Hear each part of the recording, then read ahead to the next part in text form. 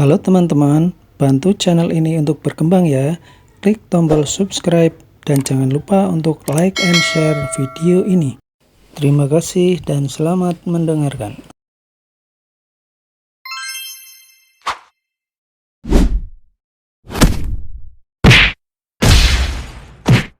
Bab 161, tidak pantas. Ivan bahkan tidak mengangkat satu jari pun, tetapi sorot matanya sudah cukup untuk membuat Morgan pucat ketakutan. Keringat terus bercucuran di dahinya saat Morgan yang perkasa menundukkan kepalanya. Tolong terima permintaan maaf saya, Tuan Reed. Ivan kemudian tersenyum. Ya, karena kamu sangat terbuka dan keponakanmu yang cantik baru saja mengatakan bagaimana dia akan merusak wajah istriku. Apakah kamu akan memperlakukannya dengan sama juga? Saya. Keraguan melintas di mata Morgan yang terlihat ketakutan itu. Namun, keraguan itu menghilang dengan cepat. Maafkan aku, Chloe, ucap Morgan dalam hati. Dia mengubah keraguan menjadi kekejaman saat dia mengatakan, "Ya." Morgan kemudian bertatapan dengan Chloe, yang berteriak dan tersentak kaget. Dia kemudian menjauh dari pamannya karena takut apa yang akan terjadi. Paman Morgan, tolong. Paman tidak akan benar-benar melakukan apapun padaku, kan? Wajah Chloe terperanjat dan pucat. Aku masih ada beberapa urusan, jadi aku akan pergi dulu. Sampai nanti, Paman Morgan. Dia kemudian mencoba melarikan diri, tetapi petugas polisi yang dibawa Morgan menghentikannya bahkan sebelum dia bisa melangkah keluar. Tolong jangan lakukan ini. Kita adalah keluarga, dan... Tidak, kita bukan keluarga. Mata Morgan terlihat suram dengan aura membunuh. Dia mengangkat tangannya dan langsung menampar keponakannya sendiri dengan kuat. Suara jeritan Chloe bercampur dengan suara tamparan Morgan bergema di seluruh restoran. Tamparan Morgan tidak berhenti sampai wajah Chloe memar dan berlumuran darah. Walaupun telapak tangannya sakit, dia tetap berbalik dan kembali ke sisi Ivan seperti anjing yang setia. Apakah Anda puas dengan hasilnya, Tuan Reed? Ya, ngomong-ngomong, bukankah kamu di sini untuk sesuatu? Ya, memang. Morgan merasa tubuhnya sedikit tenang setelah mendapatkan penegasan dari Ivan. Dia kemudian melambaikan tangannya, memberi syarat kepada bawahannya untuk mengambilkan sesuatu untuknya. Seorang pria bereaksi dengan cepat, memberikan Morgan sebuah tas kerja. Suara dentingan logam memenuhi udara saat Morgan membuka kunci koper, dan dia akhirnya mengambil surat perintah penangkapan. Dia lalu mendekati Hugh dan menyatakan, "Hugh Roseau, kamu dicurigai melakukan penipuan, berdagang dengan pemaksaan, dan yang lainnya. Kamu akan ditahan." Setelah itu, Morgan mendekati Jameson dan ibunya. "Kalian dicurigai membantu Hugh Roseau menerima uang dalam jumlah besar, dan kalian akan ditahan." Tim Morgan secara paksa memborgol ketiganya sebelum menyeret mereka ke dalam mobil polisi. Sayangnya, keluarga Roseau hancur dalam sekejap. Morgan kemudian mengeluarkan dokumen lain dari koper dan menyerahkannya kepada Ivan dengan hormat. "Tuan Reed, pembongkaran rumah Anda adalah kesalahan saya, dan saya ingin menyampaikan permintaan maaf yang tulus kepada Anda. Anda dapat menandatangani kontrak ini di sini. Setelah Anda melakukannya, saya secara pribadi akan berkontribusi untuk membangun kembali rumah baru untuk Anda. Saya mohon maaf, Tuan Reed." Saat Morgan selesai berbicara, dia membungkuk dengan rendah untuk menunjukkan rasa hormat dari lubuk hatinya. Dia merentangkan tangannya ke arah Ivan, dan di telapak tangannya ada dokumen dan pena. Permintaan maaf terus mengalir dari mulutnya, dan Ivan memandangnya dengan acuh tak acuh. "Baiklah." Ivan tidak tertarik untuk melakukan penyelidikan lebih lanjut, dia tidak ingin tetap berhubungan dengan orang-orang ini. Dia kemudian mengambil dokumen itu, membacanya dengan cepat sebelum menandatangani namanya. "Ada sesuatu yang ingin kuingatkan padamu, Morgan. Tolong jangan lupakan keterlibatan Kendall dan Michael dalam masalah itu. Jangan khawatir, Tuan Reed. Saya akan melakukan penyelidikan menyeluruh, dan saya tidak akan membiarkan siapapun yang terkait dengan kasus ini kabur." Setelah Morgan menyatakan sumpahnya, dia dengan hati-hati menambahkan, "Ngomong-ngomong, jarang bagi Anda untuk kembali ke desa Maple. Jadi apakah saya boleh mengundang Anda ke rumah untuk makan siang? Saya ingin. Apakah kamu berpikir bahwa dirimu pantas mendapatkan perhatian dari aku?" Ivan menghentikan Morgan sebelum dia menyelesaikan ucapannya. Morgan merasa darahnya membeku mendengar nada monoton dari suara Ivan, tapi Ivan tidak peduli. Morgan adalah orang yang bertanggung jawab atas penghancuran rumahnya, artinya Morgan bukan orang baik. Hanya karena mereka bekerja sama dalam menjebloskan keluarga Roseau ke balik jeruji, bukan berarti Ivan ingin berteman dengan orang seperti Morgan. "Anda benar. Saya tidak pantas." Morgan merasa jantungnya berdetak dengan kencang saat dia berkata, "Maaf sekali lagi, Tuan Reed. Saya terlalu terburu-buru dengan permintaan saya. Ya, baguslah kalau kamu tahu. Ivan kemudian melemparkan dokumen itu ke Morgan dan menambahkan. Sekarang, pergi dari hadapanku. Siap, saya akan pergi dari sini sekarang juga. Morgan kemudian berbalik dan berlari keluar dari restoran. Aula perjamuan terasa sunyi, udaranya begitu hening sehingga orang bisa mendengar suara jarum terjatuh. Setiap orang di ruangan itu tercengang oleh peristiwa yang baru saja terjadi. Apa yang terjadi pada Morgan? Apa yang terjadi? Mereka bertanya-tanya dalam hati. Setiap orang memiliki begitu banyak pertanyaan, tapi tidak ada jawaban. Jadi pertanyaan menumpuk satu demi satu, membentuk gunung yang membingungkan. Bagaimana mungkin Morgan, pemimpin dari desa Maple, benar-benar mematuhi perintah Ivan? Bahkan, cara Morgan berperilaku di sekitar Ivan adalah bagaimana hewan peliharaan akan berperilaku di sekitar pemiliknya. Morgan bahkan pergi ketika Ivan menyuruhnya. Lupakan Morgan, apa yang terjadi dengan Ivan? Para peserta perjamuan tersentak dari lamunan mereka saat mereka menatap Ivan. Dia bukan lagi karung tinju miskin dari masa lalu. Dia sekarang telah jauh melampaui Morgan. Mungkin itu satu-satunya penjelasan. Jika tidak, kenapa Morgan bertindak begitu gugup di sekitar Ivan? Reputasi Morgan di sekitar desa Maple terus meningkat setelah menjadi pemimpin desa. Tiba-tiba mereka sadar bahwa mereka pernah mengejek dan melecehkan Ivan di masa lalu. Sialan. Mereka bahkan menyinggung Ivan sebagai simpanan Ellen. Rasa takut segera menyelimuti mereka semua, dan membuat mereka berkeringat dingin. Kendall dan Michael yang berdiri di antara kerumunan tampak seperti beberapa detik lagi akan pingsan. Sial. Kita sudah habis, bukan? Ivan menyebutkan nama kita ke Morgan tadi. Ucap mereka sambil menangis dalam hati. Kendall merasa dunia berputar di sekelilingnya dengan tidak nyata. Kepalanya pusing, dan dia merasa tubuhnya menjadi lemah. Michael juga tidak jauh lebih baik. Keheningan di aula perjamuan terus berlanjut. Ivan sekarang adalah sosok yang paling menonjol di ruangan itu, dan tidak ada yang akan berbicara kecuali dia berbicara terlebih dahulu. Ivan tersenyum hangat, menghilangkan tatapan membunuh dari sebelumnya. Apa yang kalian lakukan? Semuanya sudah beres sekarang, Ibu. Hari ini adalah ulang tahun Tuan Mikosen. Oh, kenapa kalian tidak melihat jam? Waktu sudah menunjukkan pukul 12, dan aku kelaparan. Mana makanannya? Hah? Haha. Henry kembali ke kenyataan dengan bantuan Ivan, dan dia berseri-seri kembali. Oh, ya. Aku sudah sangat tua, jadi otakku tidak seperti dulu lagi. Kita harus mulai makan. Aku yakin semua orang juga merasa lapar. Henry kemudian mulai mendekati Ivan dengan tongkat di tangan. Mata keriput Henry terlihat penuh dengan kebijaksanaan dan perasaan lega. Dia mengangkat tangan yang keriput dan dengan lembut menepuk dada Ivan. Kamu sudah dewasa sekarang, Ivan. Sepertinya aku punya bakat dalam memilih orang, dan kamu membuktikan aku benar. Haha. Henry, aku ingin kamu menerima uang ini. Ivan kemudian menyerahkan 434 juta kepada Henry dan melanjutkan. Aku akan mati kelaparan jika bukan karena kamu. Tanpa kamu, aku tidak akan punya uang untuk kuliah juga. Semua pencapaianku hari ini juga berkat kamu. Terima kasih, Ivan.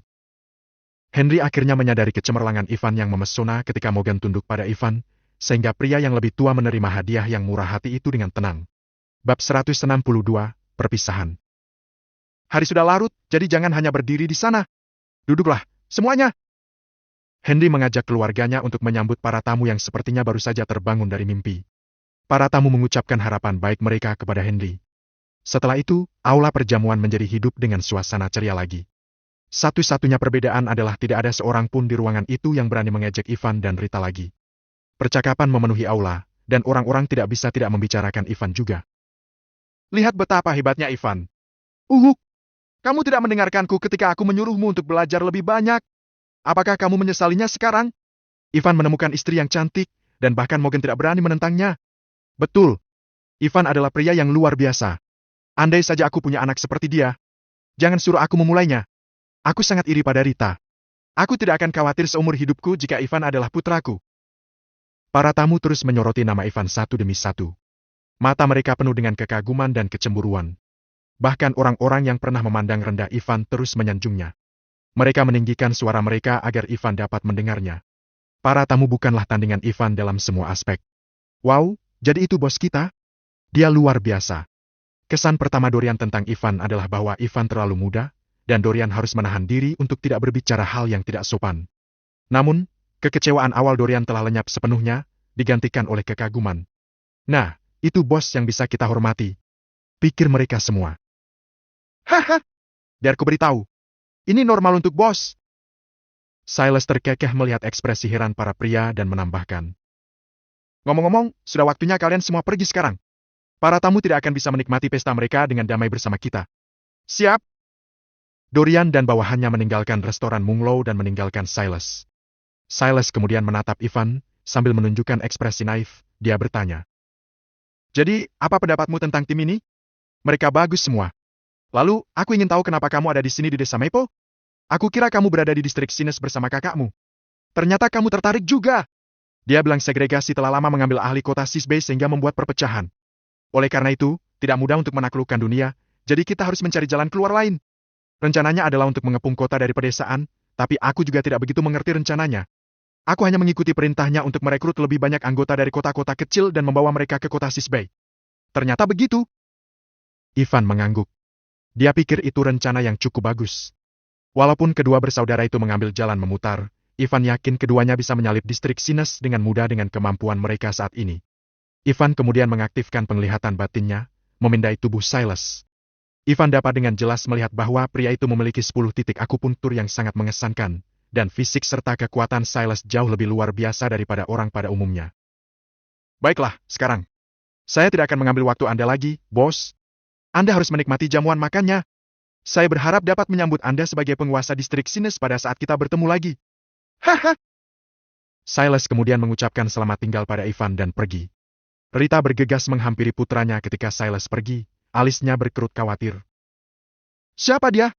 Apakah dia seorang preman? Kamu tidak boleh banyak bergaul dengan orang-orang ini, Ivan. Mereka bukan orang-orang baik. Ivan kemudian cemberut, pura-pura marah. Jangan khawatir, Ibu. Ditambah lagi, menantumu ada di sini. Aku merasa malu karena kamu menceramahiku di depannya. Bagaimana kamu mengharapkan aku untuk dewasa? Ellen tertawa. Meskipun seorang wanita, dia tidak keberatan suasana di desa, juga tidak berpikir buruk tentang Rita. Faktanya, Ellen menyukai wanita yang lebih tua, menganggap Rita mudah didekati dan dihormati. Bibi tidak perlu menceramahinya lagi, dan aku pasti akan melakukannya sebagai pengganti Bibi di masa depan. Baiklah, kalau begitu. Omong-omong, aku sudah mendengar sedikit tentang keluargamu, dan tidakkah menurutmu reputasimu akan menjadi jelek setelah menikahi putraku? Hah? Kenapa bisa begitu? Ivan sangat tampan, dan dia juga membuat orang-orang cemburu dengannya. Walaupun Rita adalah ibu mertua Ellen, dia tetap berbicara kepada Ellen seperti seorang teman. Rita sama sekali tidak seperti ibu mertua jahat yang stereotip, dan kedua wanita itu rukun. Ivan memperhatikan dan mendengarkan dari samping, sesekali ikut serta dalam percakapan. Kedamaian jarang ada di keluarganya, dan dia sangat menikmatinya. Perjamuan ulang tahun sekarang telah resmi dimulai, dan Robert memulai dengan memberikan pidato yang sopan, menyuruh semua orang untuk makan dan minum sepuasnya. Keluarga Henry duduk bersama Ivan, dan semua mata tertuju pada Ivan. Beberapa bahkan mendekatinya untuk berbasa-basi. Pemandangan ini terlihat tidak nyata. Semua orang biasa mengabaikan Ivan, memperlakukannya seperti debu. Namun, hal-hal telah berubah. Seperti lebah ke bunga, orang tidak bisa berhenti mendekatinya. Mereka juga sangat iri pada Henry. Dengan adanya Ivan di sisinya, reputasi keluarga mereka pasti akan naik. Sebagian besar desa Maple bisa saja mengalami nasib yang sama dengan keluarga Mickelson jika mereka baik pada Ivan, tapi sekarang yang bisa mereka lakukan hanyalah tenggelam dalam kecemburuan. Sayang sekali. Namun, peluang tidak pernah datang dua kali. Begitulah kenyataan dunia ini. Perasaan suram menyelimuti udara ketika mereka merasa menyesal. Sayangnya, mereka tidak bisa memutar kembali waktu. Ivan dan Ellen baru saja selesai makan, dan mereka akan membawa Rita kembali ke kota Sisbey. Ivan mendekati Henry untuk mengucapkan selamat tinggal, tapi dia mengeluarkan undangan sebelum dia pergi. Pernikahanku 2 hari lagi, dan akan diadakan di kota Sisbey. Bisakah kamu menghadirinya? Mata Henry menelusuri kartu undangan itu, ada nama keluarganya tertulis di kartu itu. Ah, waktu berlalu. Aku masih ingat ketika kamu sering kencing di mana-mana di gunung saat masih muda, dan kamu sudah dewasa sekarang. Kamu bahkan akan segera menikah. Ivan merasakan pipinya memerah saat dia mulai merona. Hei, istriku masih di sini. Bisakah kamu tidak berbagi tentang sejarah kelamku? Henry tertawa menanggapinya. Oh, Ivan, biarkan aku memberitahumu, jika kamu ingin tumbuh sebagai pasangan dengan Ellen, kamu harus memberitahu dia lebih banyak tentang masa lalumu. Dari begitu banyak orang di perjamuan, hanya Henry yang bisa berbicara dengan Ivan dengan santai, dan itu sekali lagi membangkitkan emosi buruk di dalam diri mereka. Baiklah. Aku sudah tua sekarang, dan tulangku terlalu rapuh untuk perjalanan jauh. Aku khawatir ini akan menjadi terakhir kalinya kita bertemu, Ivan. Robert dan Dave akan menghadiri pernikahanmu. Aku akan menyuruh putraku untuk membawakan beberapa foto dan video pernikahan nanti, oke? Percayalah, Tuan Mickelson, kamu pasti akan hidup hingga 100 tahun. Saat ini, harapan hidup maksimum manusia telah mencapai 150. Kamu pasti akan hidup selama 70 tahun lagi. Ivan kemudian memegang tangan Henry yang lemah dan mengucapkan terima kasih dengan tulus. Walaupun Ivan tidak pernah menyebutkan kenapa dia berterima kasih kepada Henry, pria tua itu tahu bahwa Ivan mengungkapkan rasa terima kasihnya karena telah merawatnya. Kebaikan dan kehangatan yang diberikan keluarga Henry kepadanya bukanlah sesuatu yang Ivan akan pernah lupakan. Oh, ayolah, untuk apa kamu berterima kasih padaku? Ini sudah larut, kamu harus pergi sekarang. Naik mobil ke kota Sisbey akan memakan waktu 5-6 jam, dan aku tidak akan membuatmu tinggal di sini lebih lama lagi. Jadi pergilah. Henry melambaikan tangannya ke Ivan. Selamat tinggal, teman-teman. Ivan melambai pada Robert dan David. Ellen dan Rita sudah menaiki mobil untuk menunggunya. Ivan yang sedang berjalan ke mobilnya melihat beberapa sosok bergegas keluar dari restoran. Mereka adalah Kendall, Michael dan bibinya Ivan. Bab 163, sikap tak terduga. Berdebar. Berdebar. Mereka semua berlutut di depan Ivan saat bergegas keluar. Ivan, tolong beritahu Morgan untuk melepaskan kami. Sikap Kendall telah berubah sepenuhnya untuk mendapatkan belas kasihan Ivan. Kami salah, dan kami tahu itu, jadi tolong maafkan kami. Ya, ini semua salahku. Seharusnya aku tidak berteriak padamu. Ucap Michael sambil menangis. Wajahnya pucat saat dia melanjutkan. Kamu tahu aku punya tekanan darah tinggi, Ivan. Tubuhku tidak akan sanggup. Kedua kakak beradik itu kemudian mengalihkan perhatiannya pada Rita yang berada di dalam mobil. Rita, kami adalah saudaramu, kita adalah keluarga. Jadi tolong maafkan kami. Rita menatap kedua kakak laki-lakinya yang berlutut di tanah. Rasa simpati muncul di hatinya. Ketika Rita ingin mengatakan sesuatu, Ellen segera menaikkan jendela mobil. Jangan tunjukkan simpati sedikit pun, mereka tidak pantas mendapatkannya. Mereka juga berkontribusi pada penghancuran rumah Bibi. Faktanya, Kendall adalah orang yang menyewa eskavator. Merekalah yang mengumpulkan uang juga. Lagi pula, dakwaan mereka tidak berat, sehingga tidak akan lama di penjara, tapi mereka perlu diberi pelajaran. Oke, kalau begitu, aku percaya padamu. Rita menganggap Ellen sebagai putrinya sendiri dan memperlakukannya seperti itu. Di luar mobil, Ivan menatap kedua bersaudara itu dan mencibir. Kamu ingin aku melepaskanmu? Apa yang kamu pikirkan ketika kamu menghina ibuku dan aku? Mengapa kamu tidak berpikir untuk membantu kami ketika kamu berkolusi dengan keluarga Rousseau? Katakan padaku, apakah kamu takut sekarang?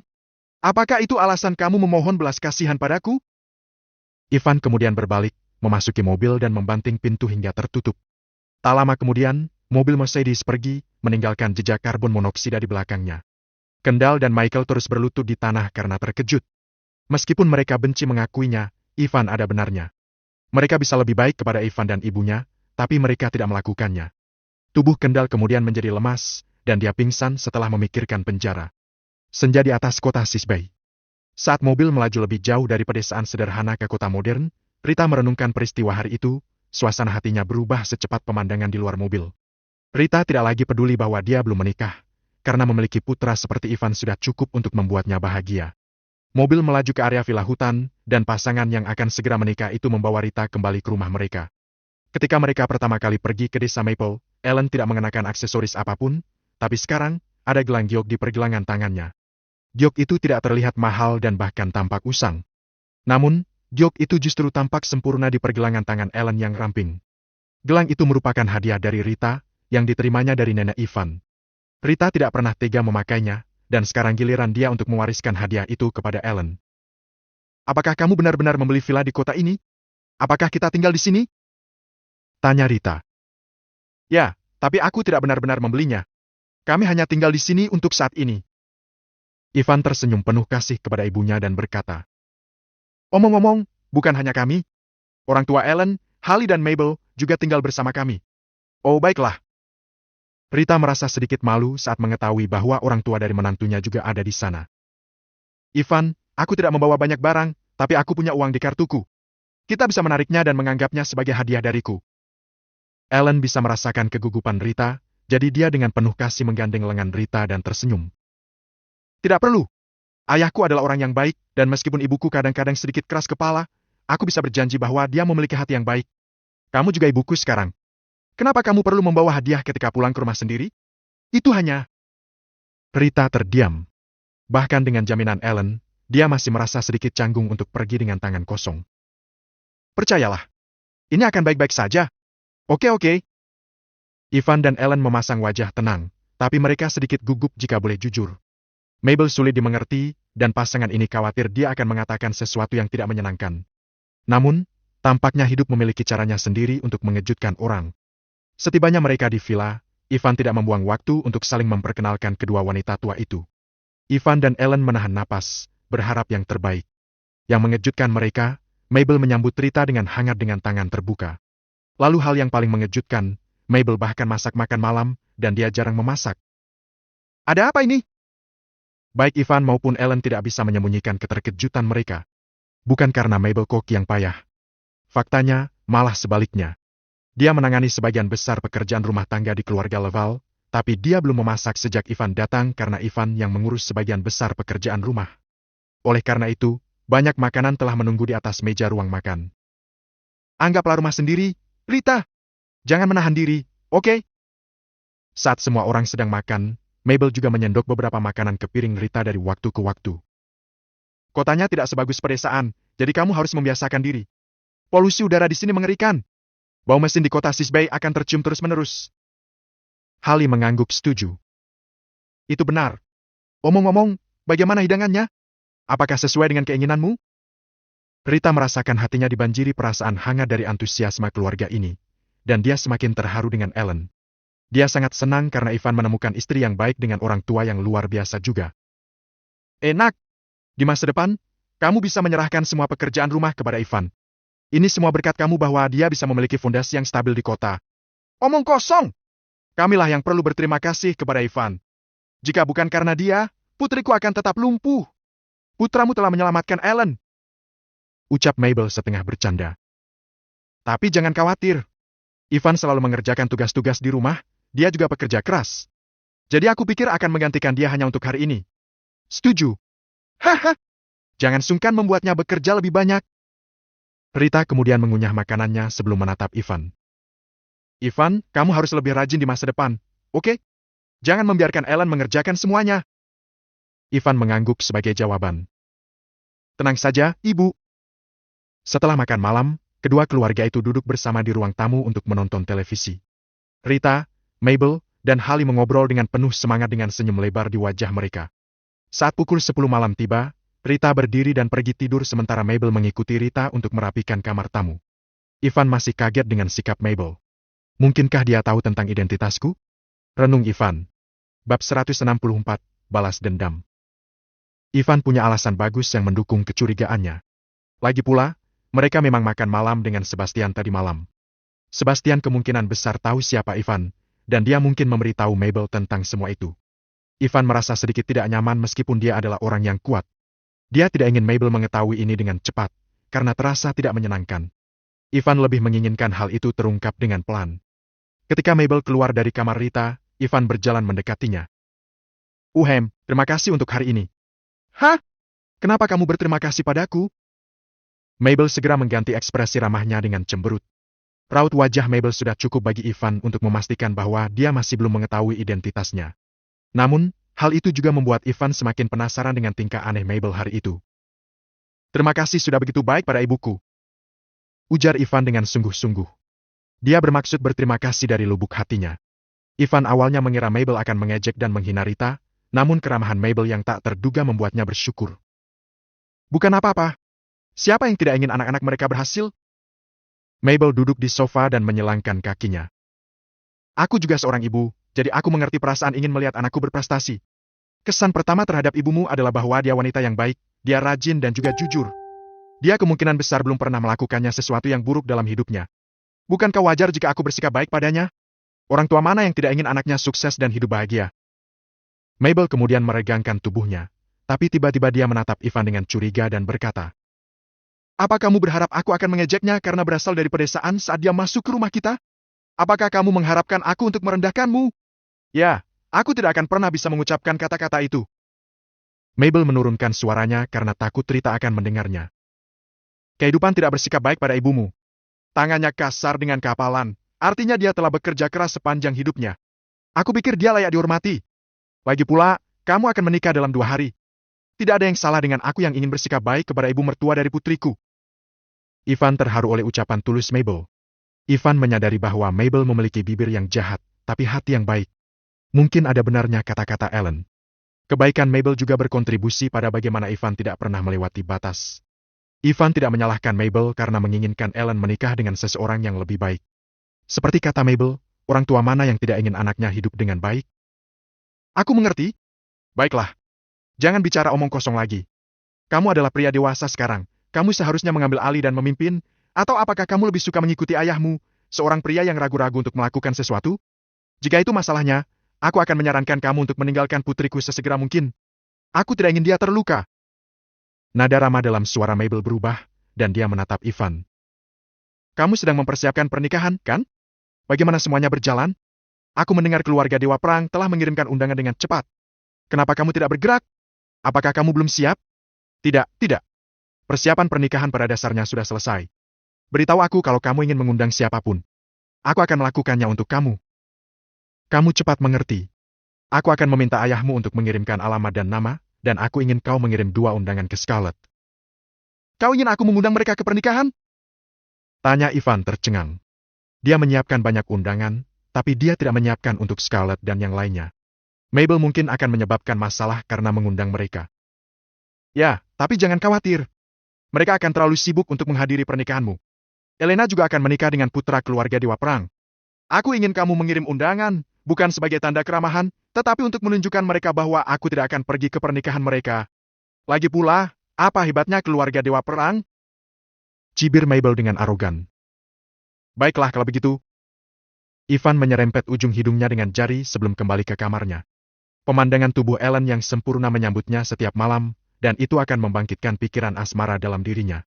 Sayangnya, Ellen sedang tidak enak badan akhir-akhir ini, jadi Ivan tidak bisa melakukan apa-apa selain menahan keinginannya. Aku tidak sabar menunggu malam pernikahan kita.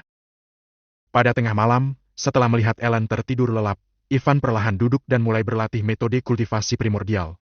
Metode kultivasi primordial Ivan telah memasuki periode penangkapan energi, yang berarti dia sangat kuat sekarang.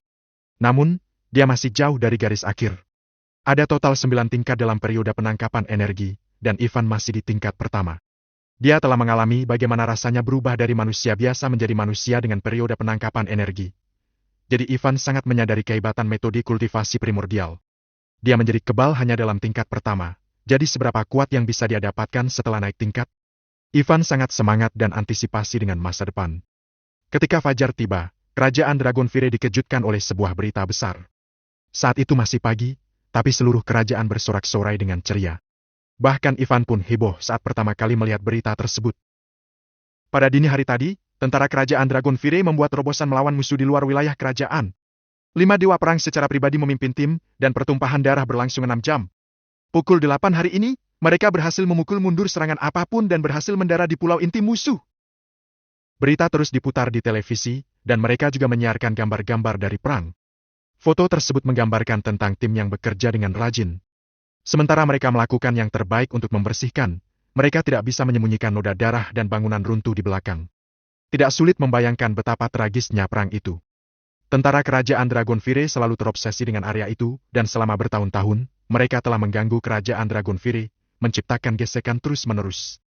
Hari itu menandai kemenangan kerajaan Dragonfire, dan seluruh warga kerajaan Dragonfire bersukacita. Setiap stasiun berita besar dan perusahaan media meliput detail pertempuran itu. Sebelumnya, pendaratan selalu sangat rahasia. Dalam beberapa detik pertama serangan, hanya sebagian kecil orang mengetahui pasukan yang dipimpin Dewa Perang dan jenderalnya. Namun, kelompok itu mendarat di pulau hanya dalam 6 jam. Ini bukan pertempuran pertama tentara kerajaan Dragonfire, juga bukan yang terakhir.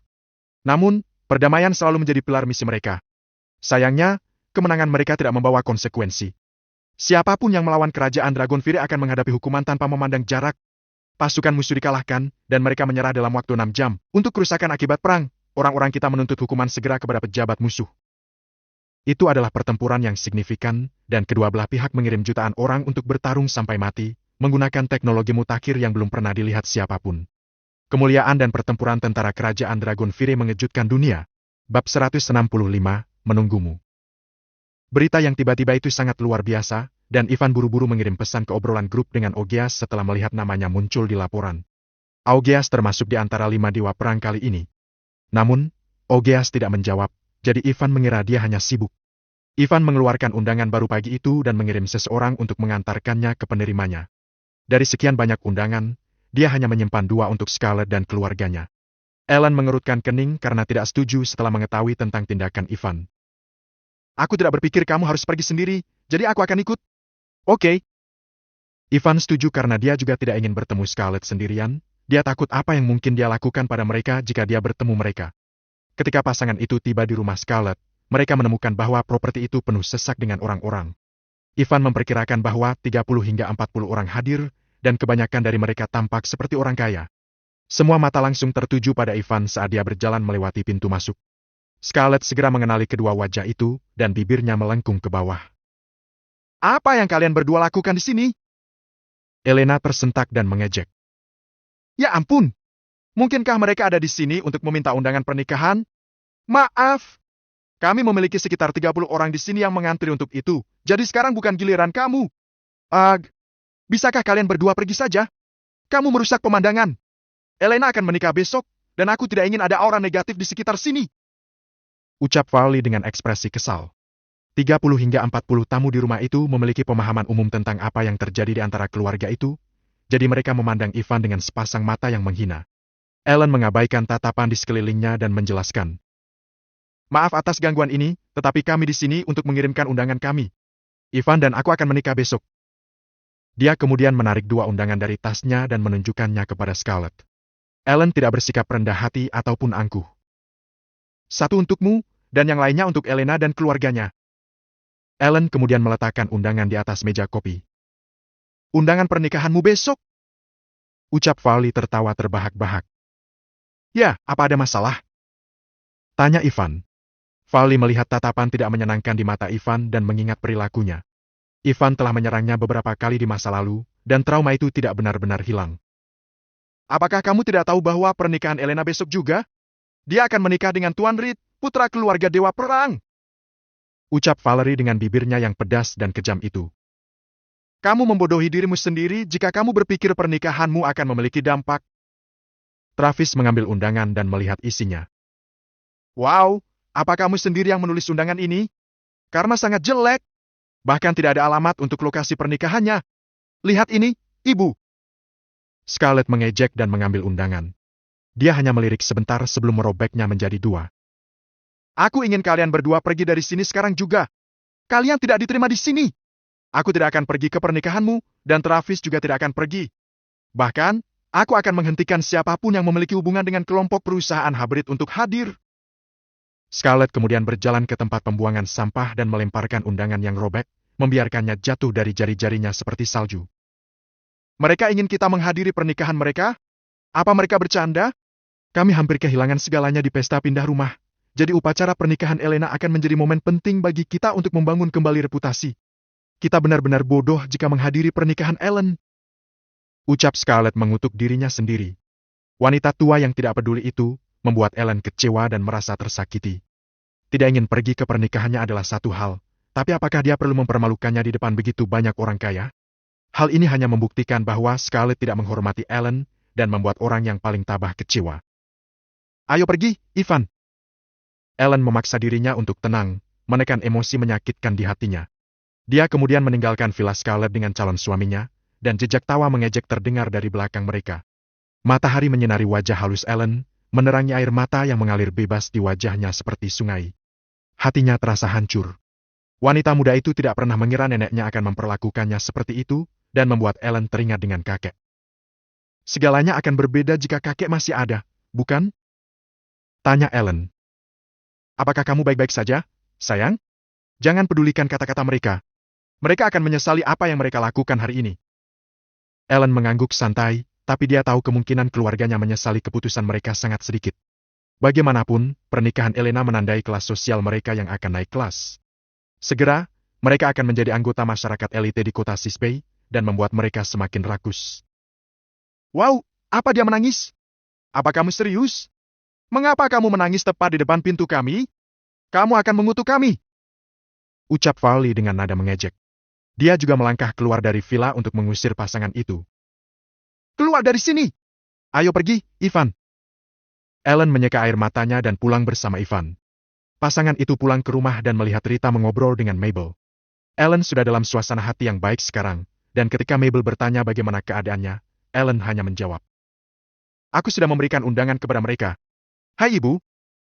Ivan mendekati Rita dan berkata, besok akan menjadi hari pernikahanku, jadi kita tidak bisa tinggal di sini malam ini. Aku sudah memesan hotel untuk kita berdua, dan kita akan datang besok pagi, oke? Tentu. Rita lalu menoleh ke arah Mabel sambil tersenyum. Kurasa aku akan menemuimu besok. Ivan masuk ke kamar tidurnya, berniat untuk menghibur Ellen kalau dia masih kesal dengan apa yang terjadi di Villa Scarlet. Jangan pikirkan apa yang mereka katakan padamu, oke? Besok kita memiliki hari yang panjang, jadi undang pengiring pengantin untuk datang malam ini. Aku akan menyewa penata rias nanti untuk hari besarmu. Pakaian kamu dan pengiring pengantin sudah diurus. Baiklah. Jangan khawatir, sayang. Aku akan menunggumu. Ellen memberinya senyum menawan sebelum mengambil inisiatif untuk mencium wajah Ivan. Dia tidak yakin apakah Ellen melakukannya dengan sengaja, tapi tempat yang dia cium adalah tempat yang tepat dicium Alina. Tak lama kemudian, Ivan dan Rita tiba di Hotel Grand Fish. Interiornya memesona dengan kemewahan yang hanya pernah dilihat orang kaya. Kamar yang mereka pesan untuk malam itu tidak lain adalah presidential suite yang paling mahal. Kamar tidurnya saja lebih besar dari seluruh rumah mereka di desa Maple.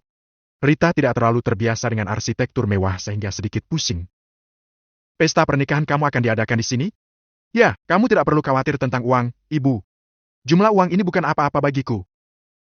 Ivan kemudian mengeluarkan ponselnya dan membuka pesan teks, menunjukkan layar kepada Rita. Lihat, ini adalah berapa banyak yang aku miliki di satu kartu ini.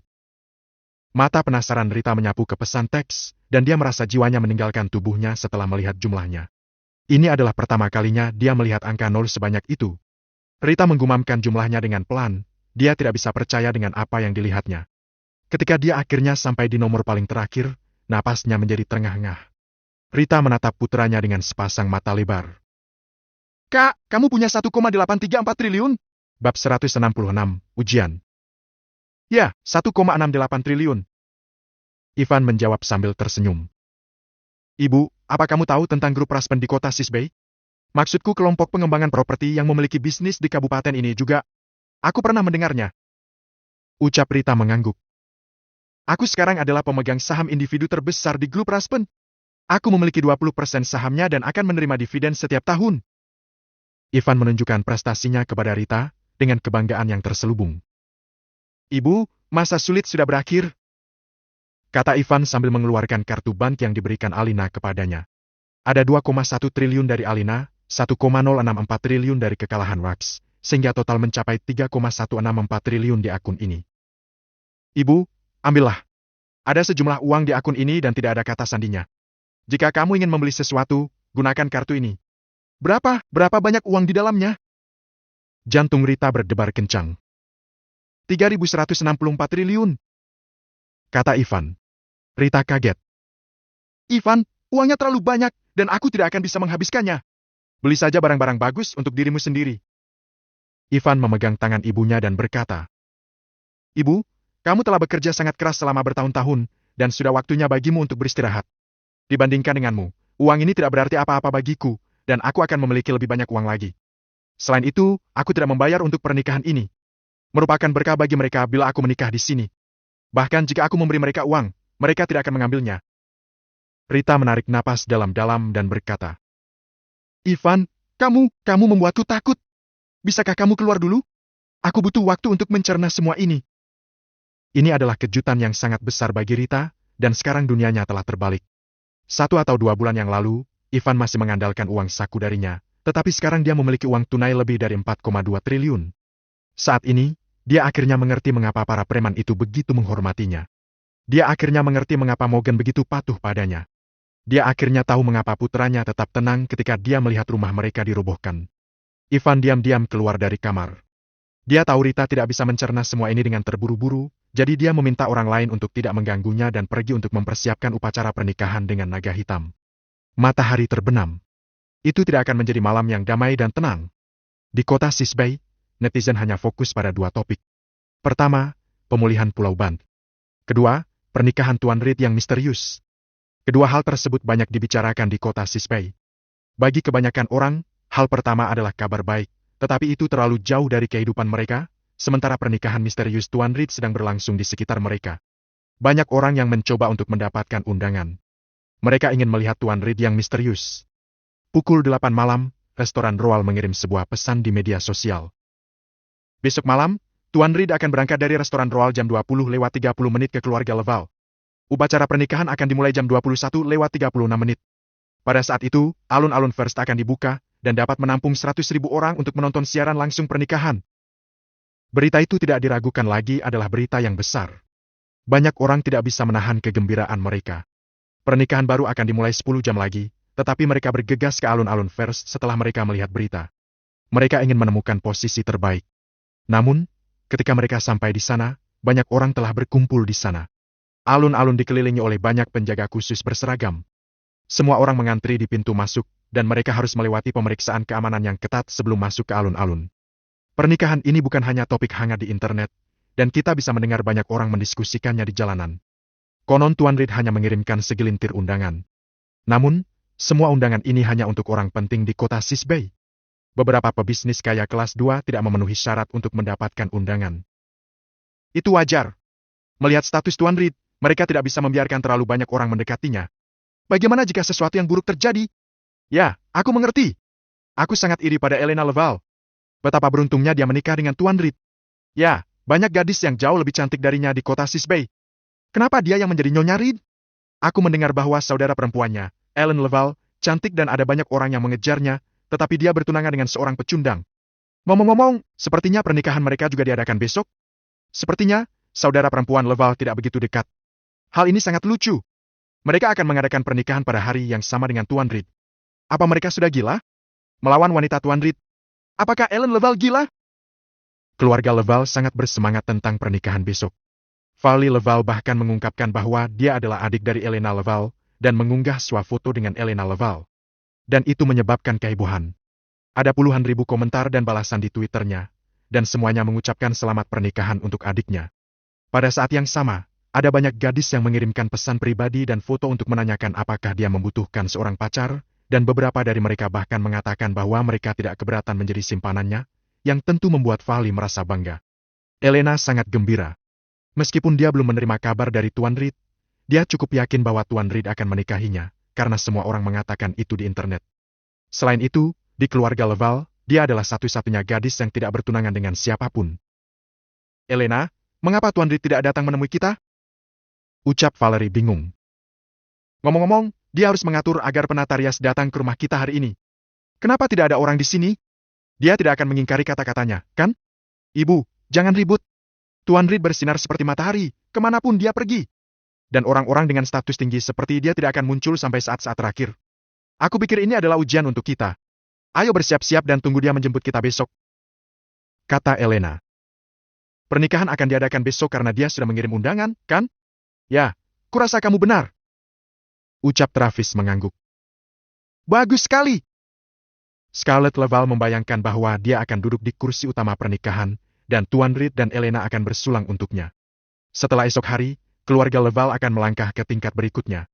Dia benar-benar tenggelam dalam fantasinya. Elena, kurang dari 24 jam lagi sebelum pernikahan.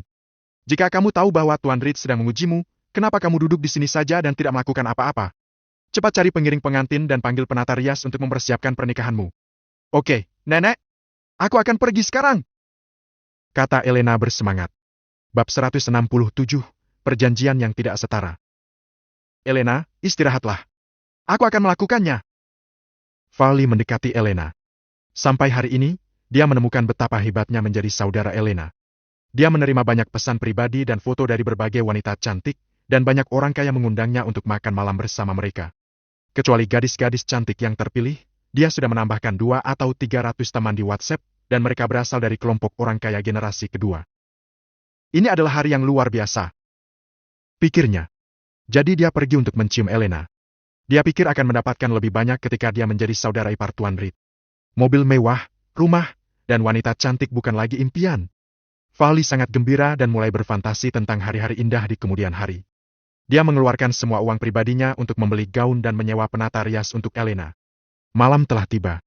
Namun, lampu masih menyala di villa puncak bukit di area villa hutan.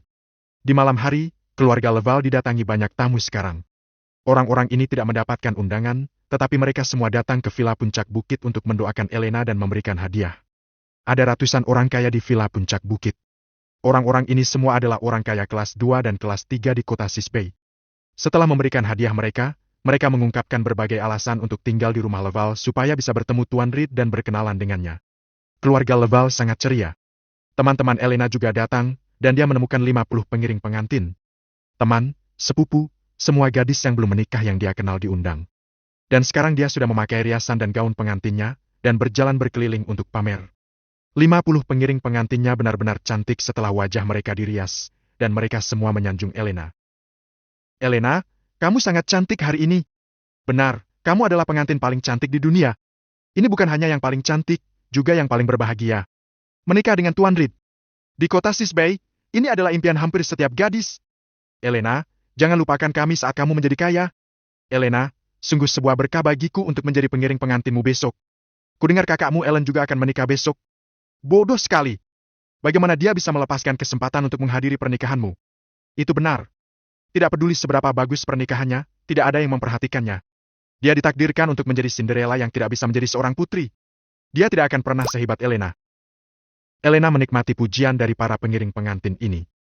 Perlahan-lahan dia pun mulai memerintah mereka dan bertindak seperti putri dan ratu sejati. Lagi pula, jika bukan karena pernikahan ini, mereka tidak akan pernah bisa memasuki Hotel Royal dan berhubungan dengan orang-orang kelas atas selama sisa hidup mereka. Hanya demi pernikahan. Kemungkinan Tuan Reed akan memberikan perhatiannya ketika dia melihat para wanita ini. Lagi pula, mereka lumayan, kan? Banyak dari mereka yakin bahwa mereka bahkan jauh lebih cantik daripada Elena, dan mereka sengaja memilih gaun yang terbuka. Dibandingkan dengan hiruk-pikuk di sini, di tempat Ellen, tampak sangat tenang dan sunyi. Satu-satunya pengunjung adalah seorang penata rias. Mabel sedang menyisir rambut Ellen dan bergumam. Ivan sangat beruntung menikahi putri kami. Putriku, aku masih merasa bahwa kamu belum menikah, dan kamu masih putriku yang masih belum punya pacar. Jadi aku selalu ingin memperkenalkanmu kepada pacar yang lebih baik dan membiarkan kamu menikah dengan suami yang lebih baik, tetapi kamu terobsesi. Apa gunanya Ivan? Dia menganggur sepanjang hari dan tidak ada memiliki pekerjaan. Kita menanggung makan dan minumnya. Ibu, aku tidak tahu. Ellen melihat ke cermin. Tanpa disadari, ibunya tidak lagi semuda dulu. Ada beberapa bintik penuaan yang jelas di wajahnya dan rambutnya jauh lebih putih. Dia menyelamatkanku. Selain itu, aku hanya berpikir bahwa suamiku seharusnya dia, bukan orang lain, dan aku percaya bahwa dia akan lebih baik daripada pria lain di masa depan. Ibu, bisakah kamu berhenti memarahinya? Mabel mendengus dingin, tetapi matanya memerah. Aku memarahinya demi kebaikanmu. Ceritakan padaku tentang dia. Seorang anak laki-laki di bawah 20 tahun menikahi putri kami yang begitu cantik menjadi istrinya. Apa salahnya memarahinya? Itu adalah ujian untuk melihat apakah dia benar-benar menyukaimu. Jika dia tidak tahan, apa yang akan terjadi padamu di masa depan? Ya. Berbicara tentang ini, Mabel menghela napas. Putriku, aku tidak akan memarahinya lagi di masa depan. Kamu menikah dengannya dan akan menjadi istrinya mulai sekarang. Kedua pasangan harus bekerja sama. Tidak peduli apa yang terjadi, kalian harus bekerja sama dengan kekuatan berdua, oke? Ya. Ellen mendengarkan dengan tenang dan menatap Mabel, yang sengaja lambat-lambat menyisir rambutnya di cermin. Dia tidak bisa menahan perasaan sedih. Ibu, rambutmu jauh lebih beruban. Jadi, ibu berusia 40-an tahun ini, dan kamu sudah dewasa, bukan? Ucap Mabel lembut. Putriku, ibu, sungguh enggan melepaskanmu. Ketika memikirkanmu akan menikah, ibu tidak ingin, hal ini sangat rumit. Saat Mabel berbicara, matanya menjadi semakin merah, dan air mata tidak tertahan untuk tidak mengalir. Dia buru-buru menghapusnya, seolah takut terlihat. Untuk pertama kalinya. Ini adalah pertama kalinya Ellen melihat Mabel menangis sejak dia bisa mengingat sesuatu. Ibu. Ellen juga menangis. Jangan begini. Bahkan jika aku menikah dengannya, kita akan hidup bersama di masa depan. Apa yang kamu katakan? Kami tidak nyaman di sini. Ucap Mabel. Ayahmu dan aku telah mendiskusikan bahwa setelah kamu menikah, kami berdua akan pergi ke rumah tua besok dan meninggalkan villa ini. Ayahmu dan aku sudah terbiasa, dan, melihat Ivan di sini, bagaimana jika ibu tidak dapat menahan diri untuk tidak memarahinya? Dan aku sering melihat Scarlett, yang sudah tua dan belum meninggal. Aku takut hidupku akan kurang dari 20 tahun karena saking marahnya. Ellen tersenyum dan berkata, Ibu, aku tahu kamu tidak ingin mengganggu Ivan dan aku, tetapi, jangan banyak bicara. Ibu sudah memutuskan. Ucap Mabel. Aku sudah mengajarimu sejak kamu masih kecil. Untuk menjadi wanita mandiri, kamu jangan mendengarkan orang lain. Kali ini, aku punya pendapat sendiri. Harley sedang merokok di pintu. Sementara itu, di luar kerajaan Dragon Fury, sebuah pesawat tempur perlahan naik. Di helikopter, beberapa orang dokter sibuk menyelamatkan seorang lelaki tua berusia 50N atau 60N. Aku yakin, itu tidak lain adalah Augeas. Bab 168, Sekarat. Dia jelas terluka parah. Ada luka yang tak terhitung jumlahnya dari api, pisau dan tembakan di sekujur tubuhnya. Dia berbaring di atas ranjang dan tampak pucat. Dokter terus mengoperasikan berbagai alat untuk mendukung hidupnya. Di sisinya, seorang pria kekar dan kuat berusia 30-an berkata dengan suara khawatir. Jenderal, tunggu dulu. Anda berjanji akan menghadiri pernikahan Tuan Reed, bukan? Kita masih bisa sampai di sana. Pesawat tempur sedang terbang menuju ke kota Sisbey. Harimau, ya, jangan khawatir. Aku masih hidup. Ucap Augeas dengan suara yang sangat lemah dan terlihat pucat. Tenang. Aku pasti akan kembali ke kota Sisbey. Ucap dia melanjutkan. Sial, orang-orang itu harus pergi ke neraka. Kata pria kekar itu. Dia adalah si harimau pintar, salah satu dari 4 pelindung Dharma. Karena kulitnya yang putih, dia sama sekali tidak terlihat seperti seorang tentara, sebaliknya, dia terlihat seperti seorang pemuda yang dimanjakan. Namun, tidak ada yang bisa mengabaikannya. Sepasang sarung tangan tergantung di pinggangnya, terbuat dari logam dan berlumuran darah segar. Anda tidak terluka dalam pertempuran Pulau Ban. Tetapi setelah perang, mereka melakukan penyerangan secara diam-diam. Ini semua salahku. Aku datang terlambat. Jika aku datang lebih awal, jika kamu datang lebih awal, kamu hanya akan lebih buruk dariku. Ada diska keras di sakuku. Jika aku tidak bisa bertahan kembali ke kota Sisbey, berikan kepada Ivan. Ingat, kamu harus memberikannya secara pribadi. Ucap Augeas dengan senyum masam. Suaranya terdengar lemah, seolah-olah dia akan mati kapan saja. Darah terus mengalir dari lukanya, kain kasa putih pun jadi merah. Mereka yang menyerangku tidak bisa dikalahkan olehmu. Mereka membunuh 150 orang dari keluarga Reed di masa lalu. Mereka adalah... Sebelum dia menyelesaikan kata-katanya, Augeas tiba-tiba tidak bisa bernapas dan pingsan. Jenderal! Harimau pintar kaget dan berteriak. Tuan Augeas! Harimau pintar, tenanglah. Dia baru saja pingsan. Jangan ganggu dia. Biarkan dia istirahat yang baik dan bangun di kota Sisbey besok. Seorang wanita berdiri di belakangnya berkata. Jika kamu terus mengganggunya, dia akan hanya menjadi lebih buruk. Dia berusia sekitar 28 tahun, berbadan tegap, mengenakan jubah perang yang disesuaikan secara khusus dengan paha rampingnya yang terbuka. Ada tato merah darah di kakinya, yang tampak seperti burung phoenix yang terlahir kembali dan sepasang sepatu bot militer wanita di kakinya. Ada 2 pisau setengah lingkaran tergantung di pinggangnya, dan rambut merah panjangnya diikat di belakang kepalanya. Dia tampak sangat bersemangat dan pandai. Melihat bekas luka pisau yang dalam di punggung harimau pintar, dia lalu berkata, Luka di tubuhmu juga serius dan masih berdarah. Jika kamu tidak melakukan sesuatu untuk menghentikan pendarahan, kamu akan pingsan karena kehilangan terlalu banyak darah. Ya, Phoenix Api, jaga jenderal. Tolong pastikan dia akan sadarkan diri. Harimau pintar bangkit dan berjalan ke ruang medis lain di pesawat tempur. Phoenix Api menghela napas. Augeas telah bertempur di luar wilayah selama 20 tahun. Dia telah menderita banyak cedera dalam 20 tahun terakhir, tapi tidak pernah seberat kali ini. Ada 8 peluru yang dibuat khusus untuk orang kuat seperti dia di tubuhnya. Meskipun peluru ini tidak merenggut nyawanya, tetapi masing-masing masuk ke dalam sumsum tulangnya. Dan ini bukan hal yang paling mematikan. Karena, luka peluru ini telah disembuhkan. Augeas terlalu kuat. Bahkan dengan peluru yang dibuat khusus, tidak mudah untuk mengenai orang kuat seperti dia. Dia bisa menghindari daerah yang rentan bahkan di situasi yang kacau dan di bawah pengepungan orang banyak. Cedera fatal yang sebenarnya disebabkan oleh senjata dingin. Luka pisau dan luka pedang di tubuhnya berakibat fatal dan menusuk organ dalam. Phoenix Api adalah seorang ahli medis. Menurut pengalamannya, Augeas hampir mati dan tidak akan hidup lama lagi. Siapa yang mengekspos posisimu? Ucap Phoenix Api penuh dengan niat membunuh. Fakta bahwa jenderal terluka sudah ada di depannya. Apa yang dia inginkan hanyalah balas dendam. Menurut rencana, hari ini akan menjadi hari perayaan. Semua orang mengadakan pesta perayaan karena mendapatkan kembali Pulau Ban. Sebagai salah satu dari 5 dewa perang, Augeas memberikan kontribusi besar. Namun, ketika semua orang merayakannya, dia pergi untuk menenangkan beberapa penduduk asli setempat dan disergap oleh beberapa ahli pembunuh. Jika bukan karena harimau pintar telah menemukan sesuatu yang aneh dan meminta bala bantuan, Augeas mungkin sudah mati. Meskipun Augeas masih hidup, dengan pengalaman medis Phoenix Api selama bertahun-tahun, dia secara kasar telah menetapkan bahwa kali ini, Augeas mungkin tidak dapat bertahan. Kebencian terkumpul di hatinya dan dia ingin menemukan semua pembunuh itu dan membunuh mereka semua. Karena dalam pikirannya, meskipun Augeas adalah tuannya, dia juga seperti ayahnya. 10 tahun yang lalu, jika tidak ada Augeas, dia sudah mati di hutan belantara. Siapa yang membunuh keluarga Reed? Siapa mereka? Phoenix Api bergumam pada dirinya sendiri. Pesawat tempur itu terbang melintasi perbatasan menuju kota Sisbei dari kerajaan Dragonfire dengan kecepatan tinggi. Ayah, kabar baik. Aku punya kabar baik.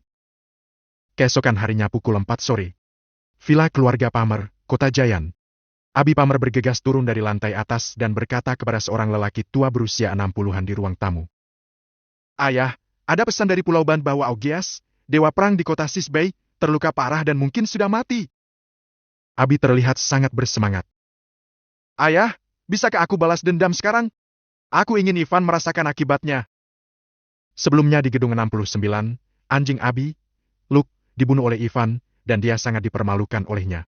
Dia mengingatnya dan pulang pada hari yang sama untuk meminta ayahnya membalas dendam, tetapi ayahnya, Zack Palmer tidak mau melakukannya. Hanya karena Ivan memiliki Augeas, dewa perang kota Sisbei di belakangnya. Abi, kamu terlalu tidak sabar, kata Zack Palmer. Dia mempunyai janggut putih dengan cerutu di mulutnya, yang menambah daya tarik agung baginya. Ada 2 pria yang berdiri di hadapannya. Yang satu berumur sekitar 30 dan yang lain sekitar 40. Pria berusia 30-an atau lebih itu mengenakan setelan hitam dan pria lainnya mengenakan setelan kuno dengan rambut panjang dan tampak seperti seorang seniman. Abi, turunlah. Biarkan aku memperkenalkan 2 orang master kepadamu. Zack memanggil Abi dan berkata, ini Robin Vaughn dan ini gurunya, Min Smith, master dari keluarga Smith. Ayah, aku memberitahumu apa yang terjadi di kota Sisbei. Terakhir kali aku dipukul oleh Ivan sampai 4 gigi aku copot dan aku masih merasa sakit. Sekarang aku akhirnya punya kesempatan untuk balas dendam. Ayah. Abi berumur 40 tahun, tapi dia masih bergantung dengan ayahnya seperti anak kecil. Apakah kamu tidak ingin membalas dendam untukku? Aku sudah tahu berita tentang Augeas Calvert, kata Zack. Jadi aku mengundang 2 master untukmu, kamu dapat membawa mereka ke kota Sisbei untuk balas dendam. Hanya mereka? Abi Palmer berkata dengan sedikit hina. Hanya 2 orang ini? Tidak cukup. Ayah, setidaknya ayah harus mengatur 2 atau 300 orang untukku. Itu akan menjadi pertunjukan besar. Bab 169, kamu masih muda. Putriku, jangan bicara omong kosong. Kamu masih muda. Ada sesuatu yang tidak kamu mengerti. Zack Palmer berkata perlahan. Mereka berdua adalah ahli yang saya undang dengan membayar $10,5 miliar. Mereka adalah murid sekte Wudang. Tidak ada orang biasa yang bisa menjadi saingan mereka.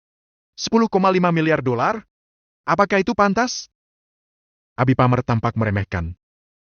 Setidaknya, saya ingin pengawal seperti Roy. Roy! Teriak Zack Palmer berteriak di luar pintu. Seorang pengawal datang setelah mendengar suara itu. Pengawal itu kuat dan beratnya setidaknya 100 kilogram. Tuan Palmer. Ya, kamu bisa beradu dengan keduanya, kata Abi Palmer. Tuan Palmer, itu tidak bagus. Mereka berdua terlihat sangat lemah, dan tinjuku tidak bisa menunjukkan belas kasihan. Bagaimana jika? Roy ragu-ragu. Kamu terlalu sombong. Vaughn tersenyum dingin. Dia meletakkan 1 tangan di belakang punggungnya dan mengangkat tangan ke arahnya. Aku hanya perlu 1 tangan untuk menghadapimu. Apakah kamu percaya? Wajah Ray tiba-tiba terlihat tidak baik. Sebagai pengawal, dia tidak senang dipermalukan seperti ini. Dia berkata dengan ringan. Kalau begitu, mohon bimbingannya. Dia melangkah keluar dan berkata. Aku, Zhao Liang. Vaughn. Kata Vaughn dengan lembut. Jangan buang waktumu. Mari kita mulai. Oke. Ha! Saat dia berbicara, Ray sudah mengatur kuda-kuda. Dia berlari dan mengepalkan tinjunya. Dia menebas sedikit di udara dan langsung mengenai Vaughn. Untuk menunjukkan kekuatannya kepada Zack Palmer, dia langsung menggunakan seluruh kekuatannya. Bahkan jika seekor sapi terkena pukulannya, maka akan langsung terbanting, apalagi hanya seorang yang lemah. Pukulan ini memiliki setidaknya lebih dari 10 pola untuk mencegah berbagai cara menghindar dari lawannya. Rai ingin menjatuhkan Fawn secara langsung hanya dengan satu pukulan tanpa memberinya kesempatan. Karena, dia sangat tidak puas dengan Fawn. Bahkan angin sepoi-sepoi bertiup melalui tinjunya. Dalam waktu kurang dari 1 detik, dia langsung menuju ke Fawn. Namun, Fawn selalu mencibir. Menghadapi pukulan ganas ini, dia mengangkat tangannya dengan ringan dan memegangnya. Dia meraih pergelangan tangan Rai dari sudut yang sangat sulit, dan kemudian dia memutar tubuhnya sedikit, meraih tangan Rai dan tiba-tiba melemparkannya. Bruk! Rai tanpa sadar bangkit dari tanah dan diangkat dan diputar-putar membentuk lingkaran oleh Fawn dengan satu tangan. Kemudian dia dilempar sejauh 5 meter seperti sedang melakukan tolak peluru, dan akhirnya mendarat di tanah dengan keras. Rao merasa sakit dan terkesiap. Wajahnya tampak pucat. Pupil matanya berdetak kencang, dan matanya penuh kejutan, rasa kaget, kengerian, dan ketakutan. Pukulannya begitu cepat dan keras sehingga hanya sedikit orang yang bisa menangkapnya. Tapi pria itu menangkapnya hanya dengan satu tangan. Dan Rai terlempar sejauh 8 meter. Siapa orang ini? Di samping Zack Palmer, Abi Palmer mau tidak mau membuka gigi jeleknya yang tanpa gigi seri. Dia sepertinya merasakan sesuatu yang salah, jadi dia dengan cepat mengangkat tangannya untuk menutupi mulutnya. Dalam pikirannya, Rai sudah sangat kuat. Bahkan 10 atau 20 orang biasa tidak bisa mengalahkannya. Dia pernah melihat dengan matanya sendiri Rao mengalahkan 20 orang lawan. Saat itu, 20 lawannya diperlakukan seperti anak-anak, ditinju dan ditumbangkan satu persatu oleh Roy. Namun, sekarang dia dilempar oleh Fawn. Hanya dalam waktu kurang dari 3 detik. Tapi bagaimana dengan Fawn? Dia masih berdiri diam dengan satu tangan di punggungnya, dan tampak tenang dan sejuk. Dia benar-benar hanya membutuhkan satu tangan untuk mengalahkan Rai. Cumingjin, gurunya sepertinya sudah tahu ini akan terjadi, dan ekspresinya tampak menunjukkan fluktuasi. Dia bahkan berkomentar. Meskipun itu dengan satu tangan, kamu masih perlu berlatih lebih banyak untuk menguasai jurus menangkap ekor kutilang. Baik, Tuan Chu. Fawn berkata. Namun, aku tidak mengerahkan seluruh kekuatanku. Bagaimanapun, dia adalah pengawal bos Palmer. Tidak baik baginya jika terluka parah. Oke. Zack Palmer bertepuk tangan terus-menerus. Kamu benar-benar murid sekte Wudang? Kamu sungguh kuat. Rai, kamu bisa keluar dari sini. Baik, Tuan Palmer.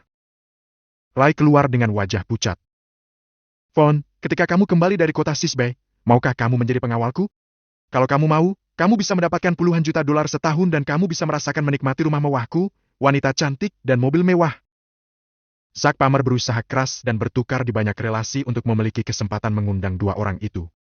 Tentu saja, dia tidak mau membiarkan mereka pergi, jadi dia langsung menawarkan kondisi yang menarik. Tuan Chu, Anda juga sama. Selama Anda mau, saya bisa menjadikan Anda kepala pelayan saya dan mengatur semua yang ada di keluarga saya, dengan penghasilan tahunan 42 miliar. Nanti saja dibicarakan setelah masalah ini selesai. Cumingjin tergerak. Tidak banyak orang di dunia ini yang bisa menahan godaan kemewahan. Jika mereka bisa tinggal di kota Giant dan tinggal bersama Zack Palmer, mereka tidak perlu pusing memikirkan kehidupan masa depan mereka. Di paruh pertama hidup mereka berlatih seni bela diri dengan keras. Tidak bisakah mereka menikmati hidup mereka di paruh kedua hidup mereka? Haha, oke, tuan-tuan, ini putriku yang berharga. Kamu harus melindunginya dengan baik. Zack Palmer tahu ada harapan, jadi dia sangat gembira. Putriku, apa yang kamu tunggu? Mengapa kamu tidak segera pergi ke Sisbei dengan 2 pria ini? Terima kasih, Ayah. Abi Palmer mencium wajah Zack Palmer dengan penuh semangat, dan wajah Ivan Reed muncul di benak Zack Palmer. Tiba-tiba matanya menjadi penuh kebencian. Kali ini, aku harus membuatmu terlihat baik. Malam pun tiba. Kota Sisbei ditutupi dengan cahaya yang cemerlang. Sisbei malam ini ditakdirkan untuk menjadi luar biasa. Di restoran Royal, ada lampu terang dan lentera warna-warni, yang tampak seperti pemandangan yang hidup dan makmur. Orang-orang terkenal yang tak terhitung jumlahnya berdiri dalam antrean dengan undangan dan melewati pemeriksaan keamanan. Pada jam 20:36, lebih dari 100 mobil Rolls-Royce baru perlahan-lahan keluar dari garasi tepat waktu. Setiap mobil tertempel kata selamat dan menyalakan lampu kedip dengan kecepatan sedang. Di luar, sekelompok wartawan, pembawa berita, dan influencer sedang menunggu dalam perjalanan ke rumah keluarga Leval, menyiapkan siaran langsung. Karena pernikahan ini, seluruh jalan dikosongkan, dan lampu hijau menyala terus tanpa halangan. Semua disiapkan untuk kedatangan mobil pengantin. Lebih dari 100 Rolls-Royce berwarna ganda melewati jalan yang sunyi. Satu-satunya mobil di tengah adalah versi panjang dari Lincoln terbaru. Sebagai mobil pengantin utama, mobil itu sepenuhnya dihiasi bunga-bunga, yang terlihat megah dan mendominasi. Pada saat mobil pengantin utama keluar dari restoran Royal, semburan kembang api muncul dalam jarak 3.215 mil di sekitar restoran Royal. Boom! Boom! Boom! Kembang api bergegas ke langit, mekar di langit malam, indah dan menderu terus-menerus.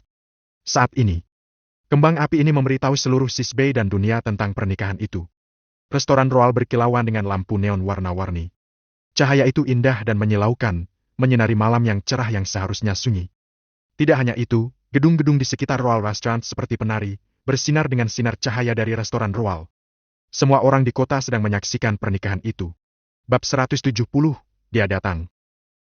Ya Tuhan, beruntung sekali bisa menikah dengan Tuan Reed. Istrinya pasti wanita paling bahagia di dunia malam ini. Wanita yang tak terhitung jumlahnya mengatakannya dengan mata iri, berharap mereka adalah istrinya malam ini. Wanita manapun pasti menginginkan pernikahan seperti itu. Wanita manapun pasti ingin menikah dengan pria seperti Tuan Reed. Lebih dari 100 mobil mewah mengarah ke area villa hutan di bawah sorotan penyiar dan reporter online besar. Dan semua orang yang tinggal di bawah area villa hutan keluar untuk menemui momen bersejarah ini. Di depan gerbang jalan eksklusif menuju villa puncak bukit, Valerie Leval sudah lama menunggu di sana dengan cemas. Ketika dia melihat deretan mobil mewah datang dari kejauhan, jantungnya mulai berdebar dan dia merasa seperti puluhan tahun lebih muda. Dia bergegas ke villa dan berteriak. Tuan Reed akan datang, Tuan Reed akan datang. Semuanya, bersiaplah. Tuan Reed akan segera datang. Teriakan bersemangat Valerie Leval menyebar ke seluruh villa puncak bukit. Segera, keluarga Scarlett Leval semua menjadi gugup dan menunggu di ruang tamu. Mereka bahkan tidak ingin melalui proses itu. Menculik pengantin, meminta amplop merah. Masa bodoh. Mereka akan mengirim Elena Leval ke mobil segera setelah Tuan Reed datang. Di ruang tamu, Elena Leval sudah mengenakan gaun pengantin putih dan menunggu dengan harapan dan ekspektasi. Mendengar teriakan Valerie Leval, wajahnya memerah dan dia ingin menangis. Akhirnya, dia akan berhasil. Akhirnya, dia akan menjadi Phoenix. Akhirnya, dia bisa menahan Ellen Leval. Akhirnya, dia tidak bisa melakukan sesuatu tanpa izin Scarlett Leval. Tak terhitung berapa kali kata akhirnya terlintas di benaknya, dan dia bahkan bernapas dengan cepat. Belum lagi dia yang akan menjadi pengantin, bahkan para pengiring pengantin yang berdandan dengan cantik juga sangat antusias menantikan bagaimana penampilan Tuan Reed. Selain Scarlett Leval, Travis Leval, dan Farley Leval, ada juga beberapa mitra dan teman dekat Scarlett Leval, serta kerabat dari pihak ibunya, keluarga Havland. Scarlett Leval ingin menjadikan ini kesempatan untuk membantu orang-orang itu. Dengan cara ini, dia tidak hanya bisa menerima penghargaan dari mereka, tetapi juga dia bisa memamerkan hubungan antara keluarga Leval dan Tuan Reed. Scarlett Leval sangat menikmati perasaan pamer. Sejak tadi malam, tamu mereka datang dan pergi dengan hadiah. Scarlett Leval sangat bangga sehingga dia hampir melupakan usianya dan tidak merasa tidak nyaman setelah begadang semalaman. Mendengar teriakan Valerie Leval dan melihatnya berlari dari kejauhan, Scarlett Leval merapikan pakaiannya dan berkata kepada semua orang dengan nada merendahkan. Tuan Reed akan segera datang. Keluarlah untuk menyambut mereka. Kemudian, dia memegang tongkat penopang dan berjalan keluar dari gerbang berdampingan dengan Elena Leval. Semua orang mengikuti. Itu kelihatan seperti sekelompok gangster yang mengikuti bos mereka. Wah! Valerie Leval terengah-engah. 5 menit, paling lama 5 menit, iring-iringan mobil akan sampai di depan pintu. Semuanya, bersiaplah! Valerie Leval menegakkan dadanya dan memegang lengan Travis Leval, menunggu dengan bangga. Rumah Ellen Leval jauh lebih tenang. Ivan Reed sudah mengirim pesan untuk memberitahu mereka mengenai waktu pernikahan, dan dia juga datang menjemput mereka sekitar pukul 8. Dia mengatakan bahwa itu adalah waktu terbaik yang ditetapkan menurut waktu kelahiran mereka oleh seorang ahli yang dia temukan. Jadi, keluarga masih menunggu di rumah. Ellen Leval hanya memiliki satu pengiring pengantin yaitu sahabatnya, Cassie. Meskipun Cassie tidak menyukai Ivan Reed, Ellen tetap saja akan menikah dengannya. Jadi dia tetap memberikan harapan terbaiknya untuk mereka. Sebagai pengiring pengantin Ellen Leval, dia berdandan sederhana namun elegan. Meskipun dia juga cantik tapi dia tidak secantik Ellen Leval, karena ada sedikit unsur kesengajaan untuk membuat dirinya tampak sedikit buruk dan berdandan sederhana. Ellen Leval sangat cantik hari ini. Penata rias Ivan Reed yang disewa dengan banyak uang membuat gaya rambut, riasan, dan gaun pengantin putihnya, dia tampak seperti seorang putri yang berjalan keluar dari dongeng, anggun dan menawan. Orang-orang tidak bisa mengalihkan pandangan mereka, bahkan penata rias yang cantik pun terkejut dengan kecantikannya. Saya telah merias orang selama bertahun-tahun. Ellen, Anda adalah wanita paling cantik yang pernah saya lihat. Anda seperti karya seni yang hebat. Penata rias itu sepertinya sedang melihat mahakarya paling membanggakan dalam hidupnya. Dia berjalan di sekitar Ellen Leval beberapa kali dan terus memuji. Ivan Reid sangat beruntung menikahi istri sepertimu. Dia harus memberiku lebih banyak amplop merah nanti, atau aku tidak akan membukakan pintu untuknya. Cassie bersenandung. Oke, biarkan dia memberimu lebih banyak nanti. Ellen Leval memandang dirinya di cermin besar dengan puas dan berkata. Di lantai bawah, Holly Leval dan Mabel Leval duduk bersama dan menunggu dengan tenang. Mereka berada dalam suasana hati yang sangat rumit karena putri mereka akan menikah. Meskipun mereka tahu bahwa mereka akan tetap berada di kota yang sama dengan Ellen di masa depan, mereka tetap tidak ingin berpisah dengannya. Tiba-tiba, terdengar suara bising di luar. Mabel Leval mau tidak mau pergi keluar untuk melihat. Mobil-mobil mewah Rolls-Royce datang perlahan. Dia penuh dengan rasa iri. Bagaimana baiknya jika putrinya bisa menikah dengan Tuan Reid? Dia tanpa sadar melihat ke arah keluarga Scarlett Leval dan kebetulan melihat Valerie Leval melihat ke sana dengan ekspresi bangga dan menggoda. Valerie Leval bahkan terlihat provokatif dan mengacungkan jari tengahnya ke Mabel Leval. Scarlett Leval melirik Mabel Leval dengan dingin dan kemudian membuang muka, seolah-olah melihatnya akan membuat Scarlett malu. Sombong sekali. Kamu mungkin tidak akan memiliki status sama sekali setelah kamu bergabung dengan keluarga yang kuat, bahkan lebih rendah dari seorang pelayan. Mabel Leval mendengus dan bergumam pada dirinya sendiri. Sayang? Holly Leval diam-diam datang ke sisinya dan melihat kumpulan Rolls-Royce yang datang dari gunung. Dia berkata dengan bercanda. Apakah Tuan Reid adalah menantu kita, Ivan Reid? Tuan Reid akan menikah hari ini, dan Ivan juga mengadakan pernikahan hari ini. Waktunya sama dan bahkan nama keluarga mereka juga sama. Apa yang kamu pikirkan? Apakah merokok membuatmu bodoh? Mabel Leval berkata dengan tajam. Apakah menurutmu Ivan Reid terlihat seperti orang hebat? Bagaimana jika itu benar? Banyak orang kaya sekarang ini suka tidak menonjolkan diri. Mungkin menantu kita salah satunya. Holly Leval bercanda. Kamu harus mengurangi merokok sekarang. Orang lain merokok dan terkena kanker paru-paru. Kamu terkena kanker otak. Apa yang kamu pikirkan sepanjang hari? Bagaimana mungkin Tuan Reid adalah Ivan Reid? Mabel Leval berkata. Jika mereka adalah orang yang sama, aku akan mencuci pakaianmu sampai kamu mati. Haha. Holly Leval tertawa. Aku hanya bercanda. Apakah kamu menganggapnya serius? Jangan selalu berharap untuk dekat dengan keluarga kuat. Apa gunanya? Mabel Leval mendengus dan tidak mengatakan apa-apa lagi. Tapi entah bagaimana setelah mendengar kata-kata Holly Leval, hatinya sedikit berharap. Meski hanya sedikit ekspektasi, matanya tetap menatap mobil-mobil super mewah itu. Saat mobil mewah mendekat, detak jantungnya juga menjadi semakin cepat.